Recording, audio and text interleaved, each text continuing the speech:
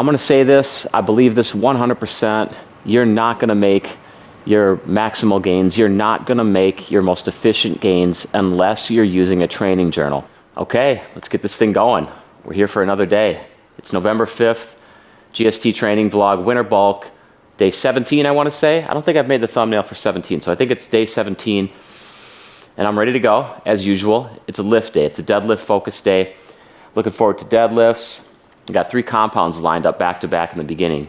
Regular deadlifts, dumbbell lunges with a deficit, always fun. Not really, but always fun.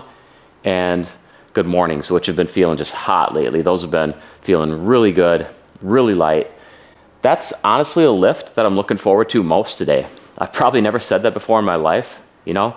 Looking forward to good mornings the most. It's not something I say, but right now, I mean, that lift is just dialed in for some reason. I'm really feeling it. It's going up. It's going up fast, and I can't complain.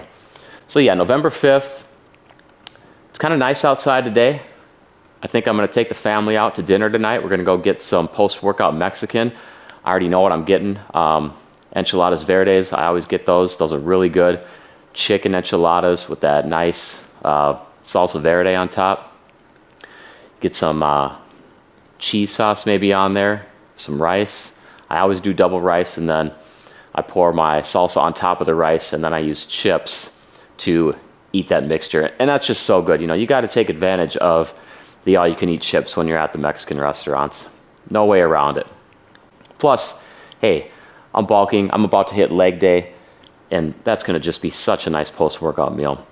What did you do this weekend? I know you're probably watching this on a different day, and that's fine. I'm still going to act like you're watching this right now. All right, so what'd you do this weekend? Tell me about it. Did you lift? Did you do yard work? Did you do nothing? What'd you do? Let me know. So I think it's time to get into deadlifts. It's a 70% 1-rep max day today. That means I'm in the 6 to 10 rep range for the first 2 working sets, and then I've got an AMRAP set after that. It's the classic 3rd core lift set, GST AMRAP. And after that, I'm sticking to medium reps right now. I've got a couple more weeks in this set rep block, which is just linear progression based training for my supplement lifts in the medium rep range. So you're gonna see a lot of medium rep stuff today after the core lift. It's gonna be those lunges, those good mornings. Then I've got other work to do. I'm not sure if I'm going to show it or not. It's leg curls. I think that's boring for you to watch. You know, I feel that way about leg extensions too. Some calf work, but I've been throwing that in on my weak point training days lately. So it's designated to this day. It's on the list of exercises for this day, but I don't actually do it this day. I just do it the next day because tomorrow's a big work day. Got clients, got online client responsibilities, candle responsibilities. You know, we have that candle business as well, me and my wife. My kids are in it too, you know, they help too. So it's just a family business. And Monday we do deliveries, local deliveries, do some packaging for national orders, and then we drop national orders off at the post office. So it's a busy day on Monday.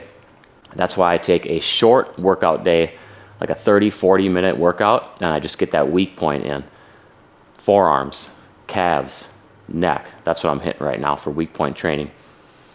And then I've got shrugs. Maybe I'll show shrugs. I'm not sure yet. Again, like I just don't think that's that exciting. You know, there's not much movement. It's just, that's it. You know, that's it. It's not that exciting to me, but we'll see what happens. All right, that's enough rambling for me. I can tell I'm rambling. Let's get on with the training. I'll see you in a second for deadlifts, conventional deadlifts.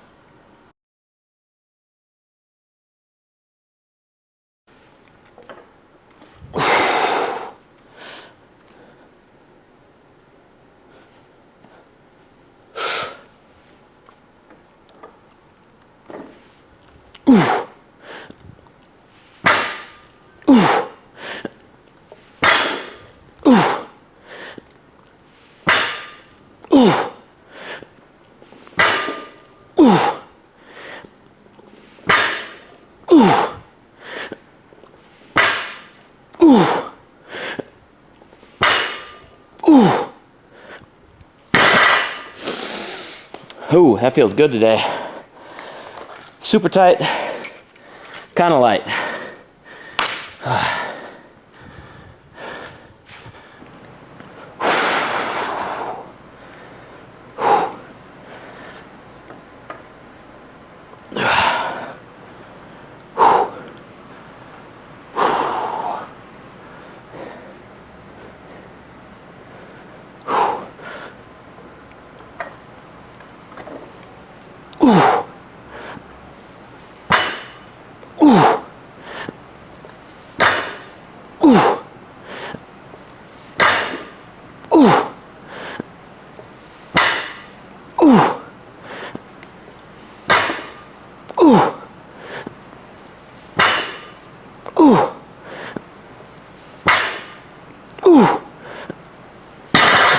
That was a nice set too, man.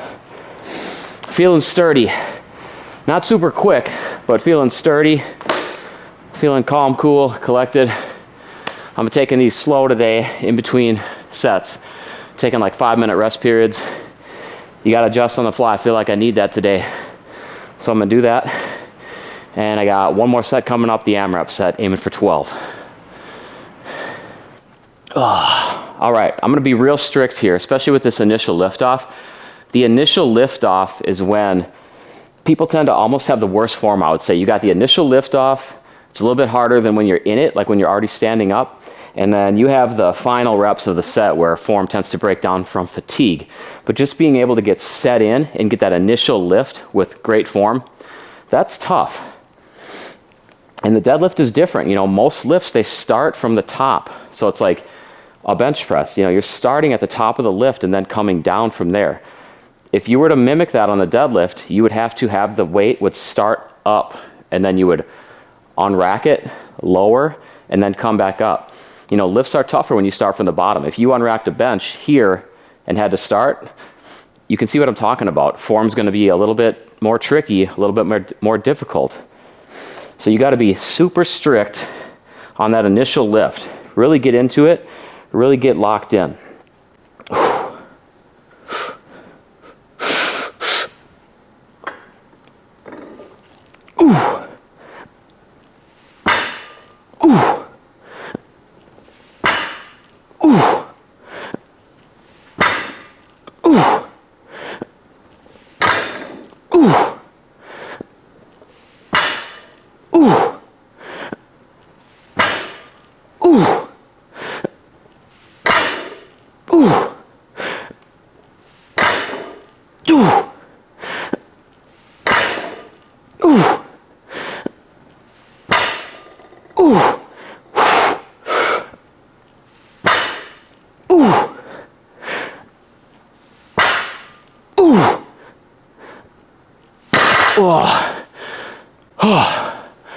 That's definitely it.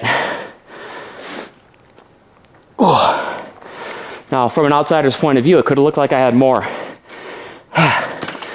But the integrity of my body, whether or not I felt tight, you can't see those things breaking down, but I can feel them. That's why I had to stop there. All right, I got to catch my breath.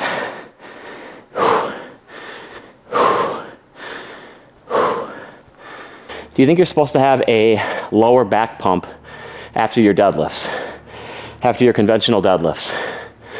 I remember a long time ago when I was like, probably 20 years ago, when I was starting off, probably like, 17, 18, 19, 20 in that range. So 20 to 25 years ago, I used to have lower back pumps when I was done deadlifting, and clearly, that was before I was as connected with my glutes, and just my form wasn't as good.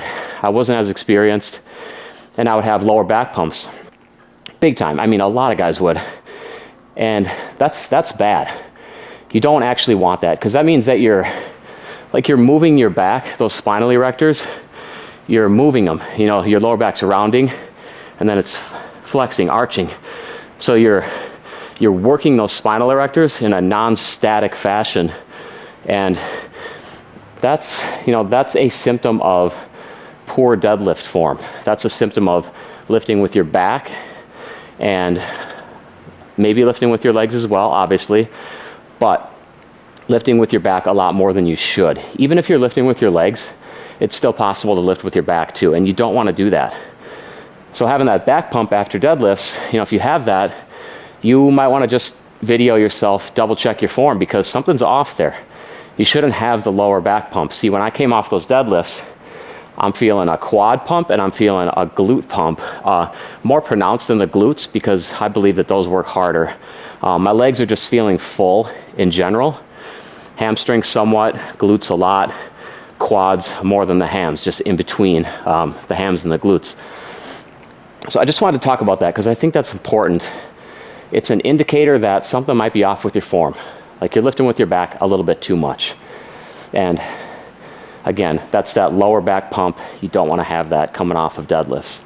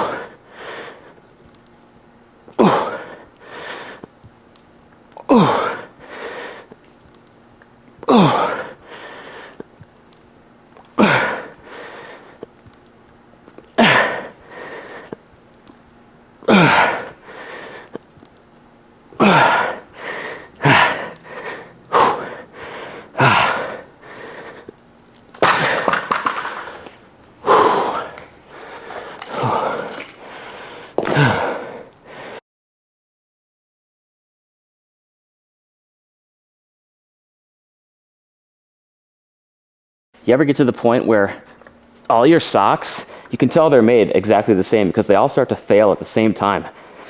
I've had a lot of socks get holes on the bottom in the last week. I think these ones have a hole in them too.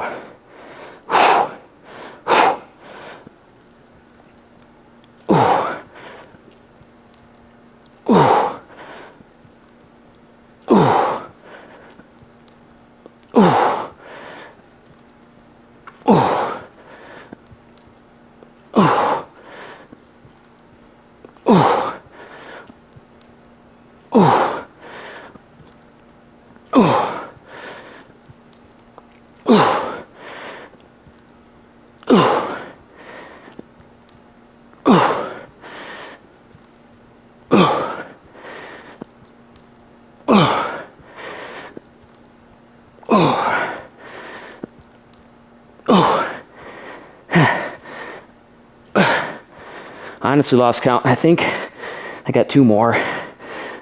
There we go.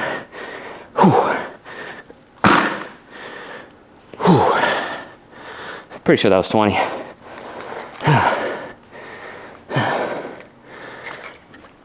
So I'm really not expecting the set to be that difficult. I did move up 5 pounds per dumbbell from last week, which is great. Last week was kind of light. It's going to be a little bit before these get really tough, but I like to work up to that point. So there's definite challenge here. It's just not an RPE of 9 or 10 by the end. More like a 7.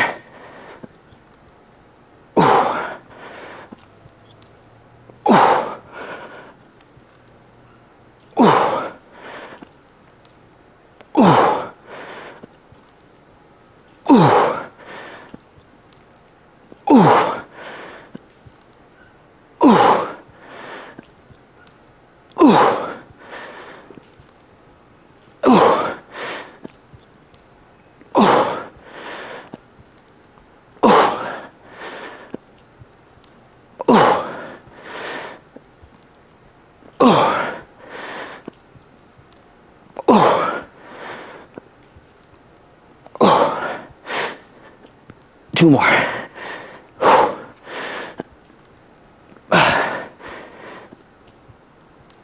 Two. So like I said, out of breath, of course. RPE 9 of 10, no. 7 or 8, yes.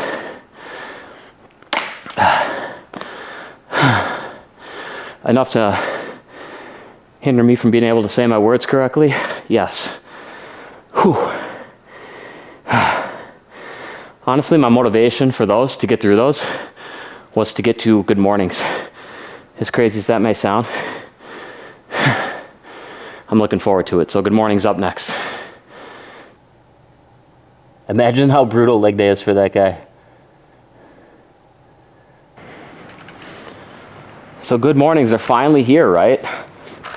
I'm going to start off with 175 and try to go 185 and possibly more.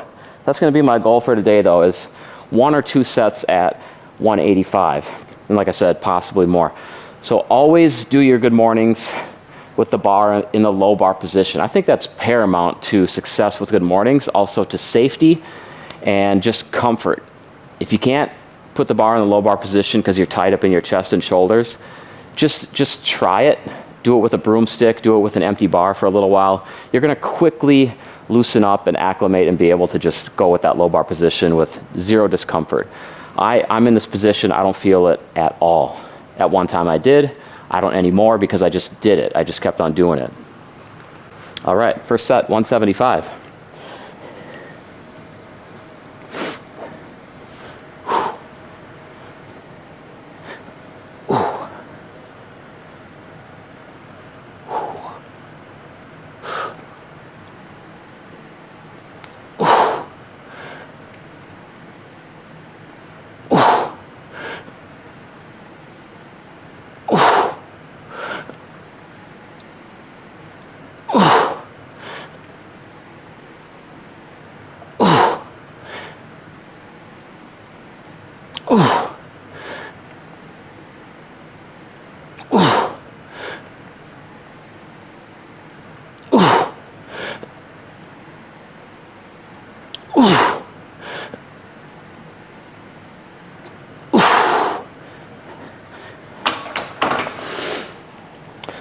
So 185 is clearly in the works here. 175 went up like a breeze.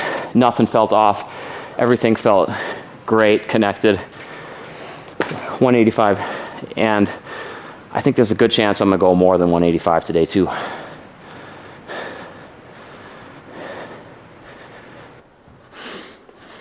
right, I'm gonna do this set facing out from the rack. Now, I'm not a huge fan of this, but I think it's good to get different angles, show you where the bar sits from the front, you know, show you what things look like from the front. I like having the mirror. I will admit this does feel off to me when I do this, but whatever.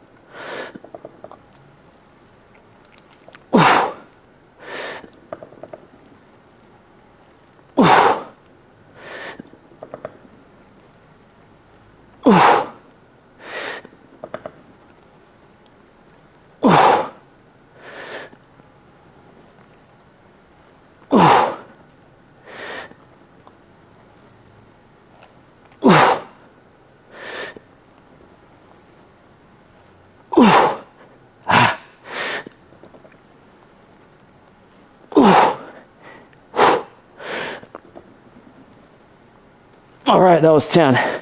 I really don't feel like backing this up.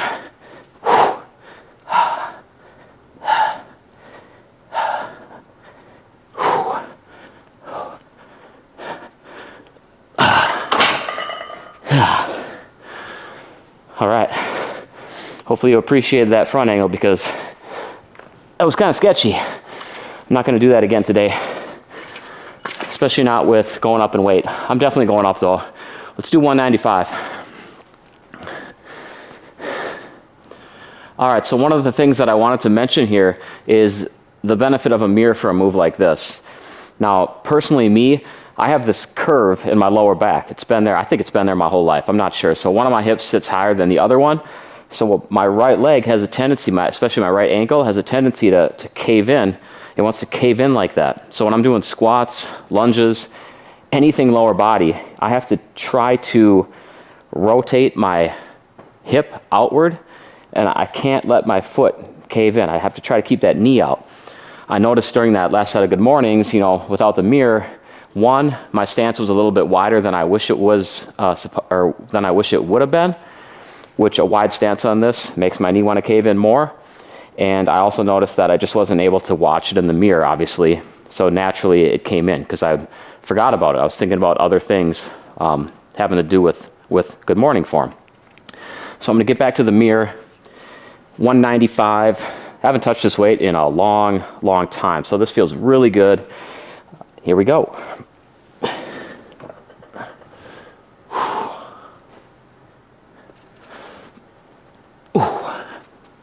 All right, comfortable low bar position, locked in, braced. Ooh. Ooh. Ooh. And I am squeezing those glutes to stand up. Ooh. Ooh. Ooh. Ooh. Ooh. One more. Ooh. Yeah, that was wonderful. That was a money set right there. First time touching that weight in a while. No issues, no problems. The mirror helped me, you know, it helped me really feel more comfortable, dialed things in. Everything felt tight, solid, controlled. It's exactly how you want to be during a weightlifting set. Whew. All right, guys, 3 compounds done. Now I'm going to keep moving, get through this lift day, GST lift day. We're going to keep working on the posterior chain. That means traps. And like I said, normally I do calves. I'm not doing that today. I'm going to do that tomorrow during my weak point training.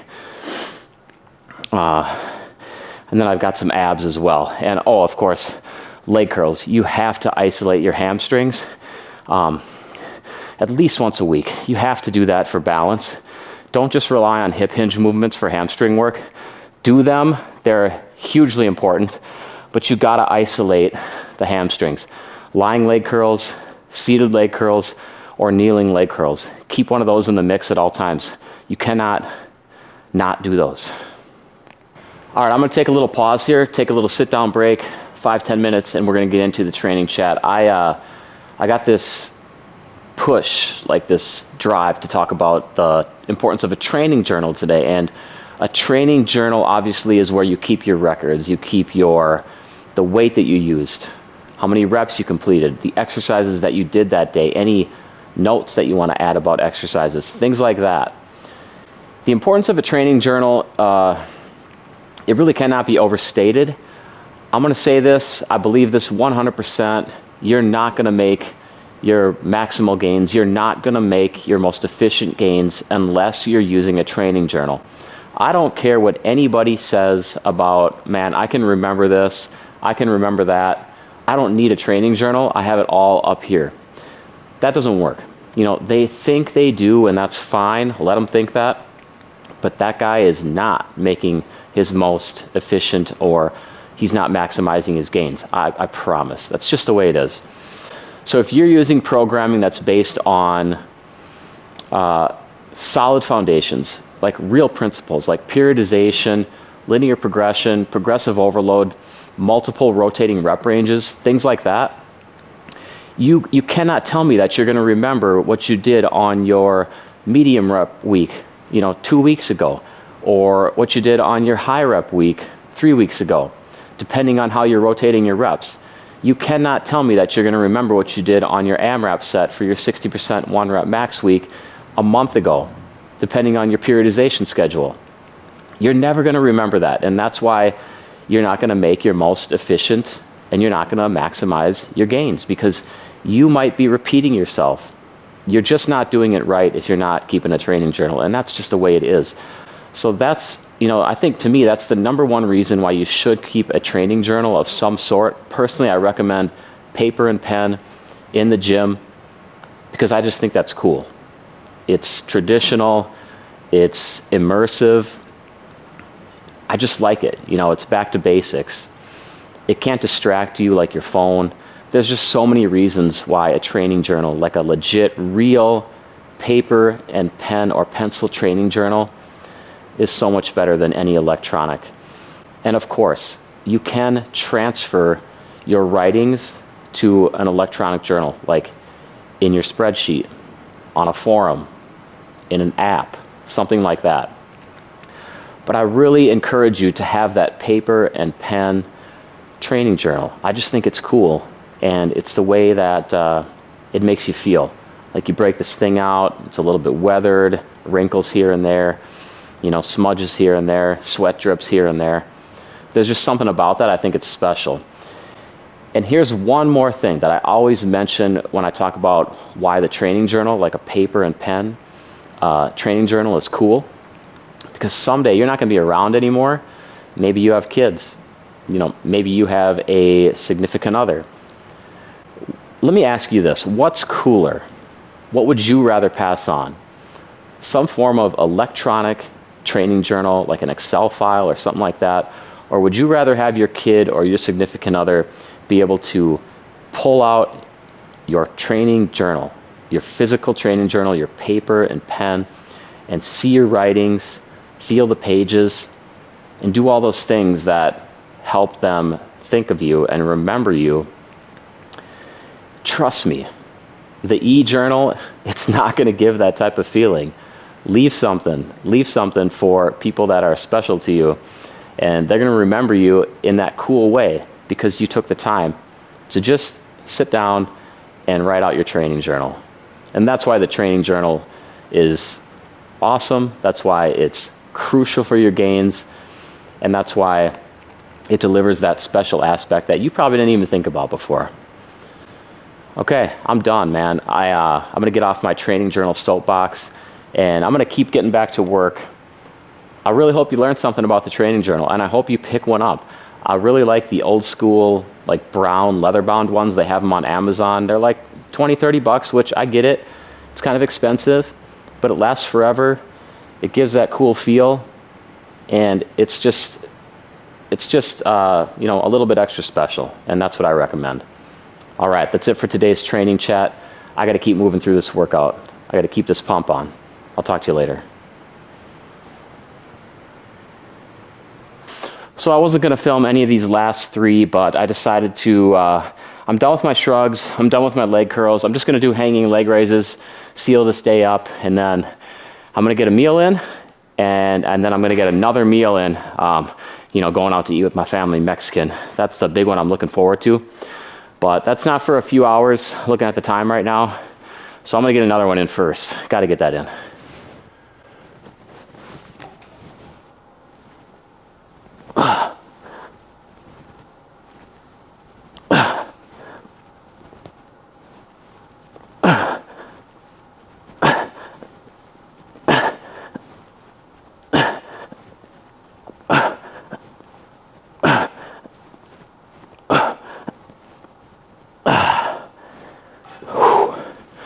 All right, that's how I do my hanging leg raises. Knees bent at the top right now. I pull up real high, and you got to stay in that rhythm with hanging leg raises. Otherwise, you're going to start pumping like you're on a swing set. You're going to end up, you know, swinging. You got to pull up just as you're about to come back. So if you're swinging a little bit, just when you're about to come back, that's when you pull up. That's going to set you in the rhythm like you saw. I was just able to go, just rapid, boom, boom, boom, fully in control, no swinging, no out of control swinging. That's what you have to do when you're doing those hanging leg raises. Get in that rhythm and stay in that rhythm.